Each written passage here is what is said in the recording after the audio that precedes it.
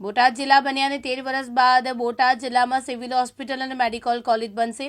બોટાદના ધારાસભ્ય ઉમેશ મકવાણા દ્વારા વિધાનસભાના પ્રશ્નોત્તરી કાળ દરમિયાન 66મો પ્રશ્ન પૂછવામાં આવ્યો હતો કે 31/12/2025ની સ્થિતિએ બોટાદ જિલ્લામાં સિવિલ હોસ્પિટલ મેડિકલ કોલેજ બનાવવા માટે કયા સર્વે નંબરમાં કુલ કેટલી જમીન ફાળવી છે? સિવિલ હોસ્પિટલ અને મેડિકલ કોલેજ બનાવવાની કામગીરી હાલ કયા તબક્કે છે? ઉક્ત સિવિલ હોસ્પિટલ અને મેડિકલ કોલેજ બનાવવાનું કામ કયા સુધીમાં પૂર્ણ કરવામાં આવશે?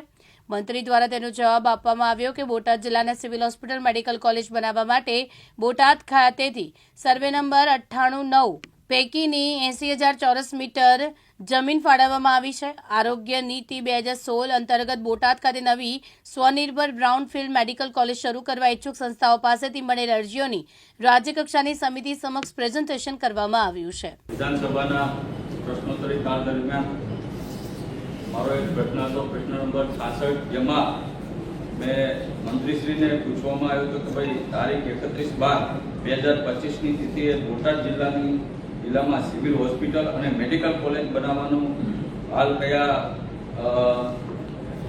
તબક્કે કામગીરી પહોંચી છે, કયા સર્વે નંબરમાં આ સિવિલ અને મેડિકલ કોલેજ બનાવવામાં આવશે અને કુલ કેટલા રૂપિયાના ખર્ચે બનાવવામાં આવશે।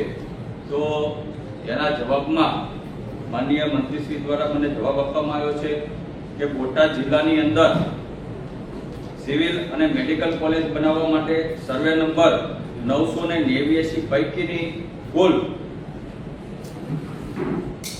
80,000 ચોરસ મીટર જમીન હાલ ફાળવી દેવામાં આવી છે।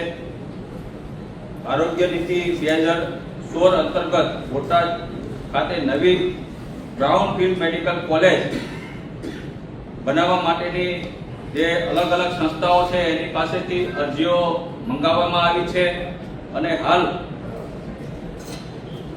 આ જે સંસ્થાઓ છે એની ટૂંક જ સમયની અંદર પસંદગી કરવામાં આવશે અને આવનારા નજીકના સમયની અંદર બોટાદની અંદર બોટાદ જિલ્લા લેવલની સિવિલ હોસ્પિટલ અને મેડિકલ કોલેજ બનવા જઈ રહી છે તેવી મારા પ્રશ્નમાં માનનીય મંત્રી દ્વારા જવાબ આપવામાં આવ્યો છે। એટલે કે બોટાદ જિલ્લાની જનતા માટે આ ખૂબ જ ખુશીનો સમય છે કે રાજ્ય સરકારના આરોગ્ય વિભાગ દ્વારા જે જિલ્લો બન્યો એને 14 વર્ષ કરતાં વધુ સમય વીતી ગયો અને આજે સરકાર દ્વારા માનનીય મંત્રીશ્રી દ્વારા જવાબ આપવામાં આવી રહ્યો છે કે બોટાદ જિલ્લાની અંદર નજીકના સમયની અંદર બ્રાઉનફિલ્ડ મેડિકલ કોલેજ અને સિવિલ હોસ્પિટલ બનવા જઈ રહી છે।